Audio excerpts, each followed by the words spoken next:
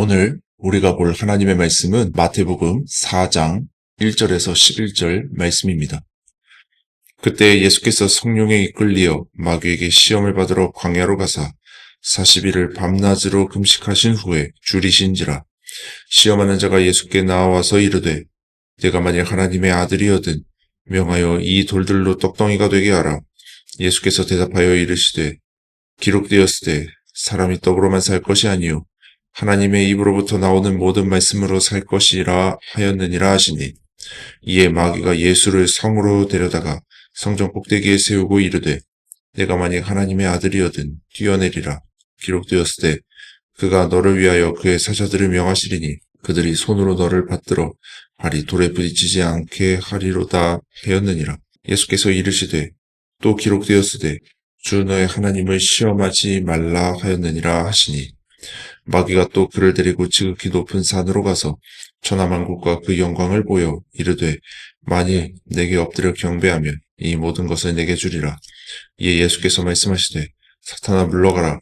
기록되었으되 주 너의 하나님께 경배하고 다만 그를 섬기라 하였느니라.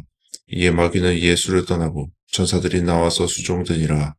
아멘. 예수님은 풍성한 생명을 주시려고 이 땅에 오셨지만 마귀는 도둑이요 거짓의 아비라는 별명처럼 끊임없는 거짓말로 우리를 속이고 유혹하여 사망에 이르게 하였습니다. 오늘 본문은 우리를 속이는 마귀의 수법을 잘 보여줍니다. 세례를 받으신 예수님은 성령에 이끌려 광야로 나가셨습니다. 그리고 그곳에서 40일간 금식하며 공생애를 준비하십니다. 줄인 예수님 앞에 마귀는 예수님이 정말 하나님의 아들이거든 이 돌들로 떡덩이가 되게 하라고 시험합니다. 참 치사한 것이죠. 40일 동안 아무것도 먹지 않은 사람에게 나타나서 먹을 걸로 시험을 하고 있습니다.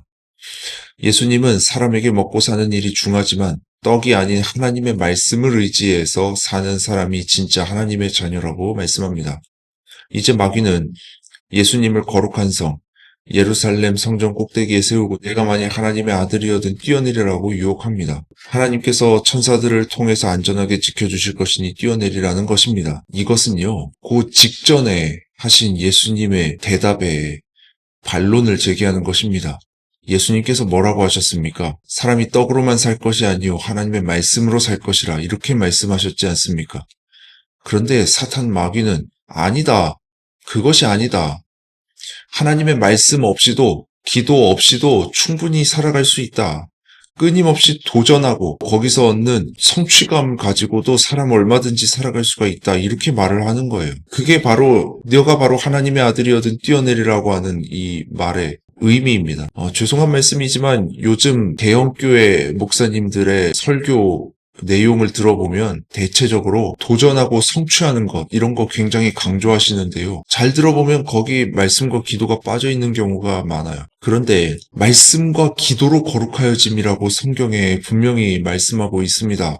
말씀과 기도가 빠진 신앙생활은 우리가 해서는 안 되는 것이죠. 그것을 우리는 항상 조심해야 하는 것이죠. 이번에도 예수님은 주 너의 하나님을 시험하지 말라고 신명기의 말씀을 인용해서 마귀를 물리치고 계십니다. 자, 이게요. 예수님이 너가 하나님의 아들이거든 뛰어내리라. 성경에 보면 하나님의 천사들이 떨어지는데 다치지 않도록 받쳐줄 것이다. 그런 말씀이 있어요.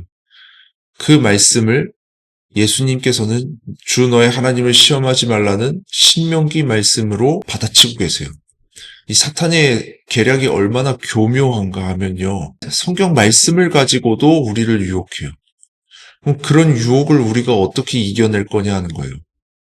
하나님의 말씀을 가까이 하지 않으면 그런 시험에 우리는 속수무책으로 넘어가고 만다라는 것입니다. 그래서 우리는 항상 말씀과 기도로 깨어 있어야 하는 것이죠. 첫 번째 시험이 우리의 생존 욕구, 두 번째 시험이 안전 욕구를 자극한 것이라면 이제 마지막 시험은 통제의 욕구를 이용합니다.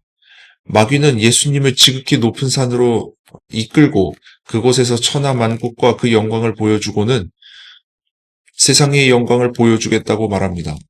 그러면서 조건을 붙이는데 자기에게 경배하라 라고 이야기를 합니다. 우리가 인생을 살아가다 보면 딱 한 번 눈 감고 잘못 한번 해보자. 딱 한번 눈 감고 그냥 세상이 사람들이 하는 대로 하자.